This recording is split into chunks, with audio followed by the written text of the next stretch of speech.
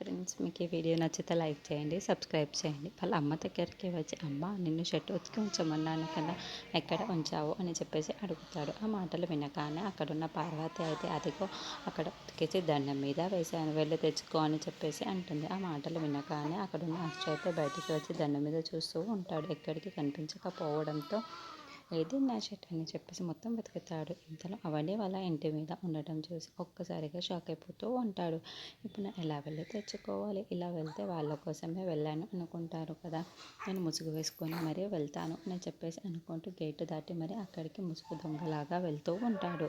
ఇంతలో ఆ షర్టును తీసుకుపోతూ ఉండగా అక్కడికి అవని వస్తూ ఉంటుంది. అది చూసి ఒక్కసారిగా అక్షయ్ షాక్ అయిపోతూ ఉంటాడు. ఏంటి ఇది ఇలా వచ్చేసిందే అని చెప్పేసి అనుకుంటూ ఉంటాడు. ఇంతలో అక్కడున్న అవని అయితే ఎవరు దొంగ వచ్చారు అని చెప్పేసి అరుస్తూ ఉండగా అక్కడున్న అక్షయ్ అవనిని మూసేసి మరి ఎవరో కాదు నేనే అని చెప్పేసి తన ముసుగును తీస్తూ ఉంటాడు. అది చూడగానే అక్కడున్న అవని అయితే ఒక్కసారిగా షాక్ అయిపోతూ ఉంటుంది.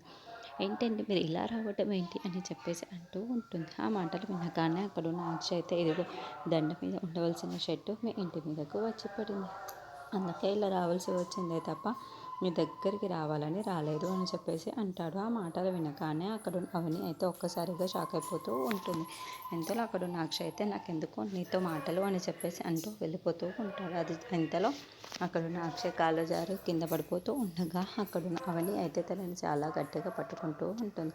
ఏవండి అని చెప్పేసి అంటూ తనని చాలా గట్టిగా పట్టుకుంటుంది. అది చూడగానే అక్కడికి రాజేంద్ర ప్రసాద్ వస్తూ ఉంటాడు. ఏంటి ఎవరో ముసుగు దొంగ వచ్చినట్లు ఉన్నారే, ఎందుకు నువ్వు ఇంతగా అరిచావు, ఏది వాడంతా తెలుస్తాను అని చెప్పేసి ఒక కర్రను తీసుకొని వస్తూ ఉంటాడు. అది చూడగానే అక్కడున్న అక్షయ్ అయితే ఒక్కసారిగా షాక్ అయిపోతూ ఉంటాడు.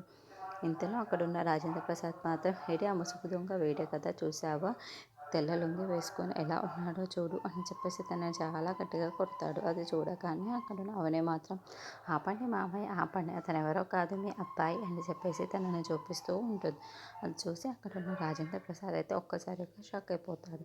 ఏంటి వీడేంటి ఇలా రావడం ఏంటి అని చెప్పేసి అడుగుతూ ఉంటాడు. ఆ మాటలు వినగానే అక్కడున్న అక్షయ్ మాత్రం చెట్టున మీ ఇంటి మీదకి వచ్చేప్పుడు అందుకే ఇలా రావాల్సి వచ్చింది, లేదంటే మీ ఇంటికి వచ్చే ప్రసక్తే లేదు అని చెప్పేసి చాలా కోపంగా మాట్లాడతాడు, వెళ్ళిపోతాడు.